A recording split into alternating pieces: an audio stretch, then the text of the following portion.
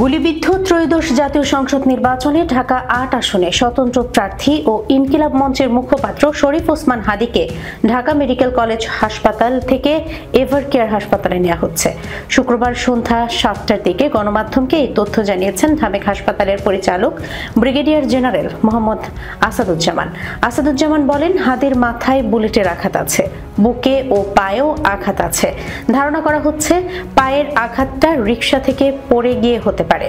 আমরা ঢাকা মেডিকেলে একটা প্রাথমিক সার্জারি করেছি, এখন তাকে এভার কেয়ার হাসপাতালে পাঠাচ্ছি। তিনি আরো বলেন, পরিবারের সম্মতিতেই তাকে এভার কেয়ারে নেওয়া হচ্ছে।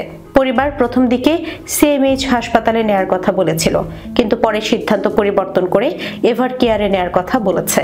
আমরা তাদের সিদ্ধান্ত মোতাবেক এভার কেয়ার হাসপাতাল কর্তৃপক্ষের সঙ্গে যোগাযোগ করেছি, তারা প্রস্তুত রয়েছে।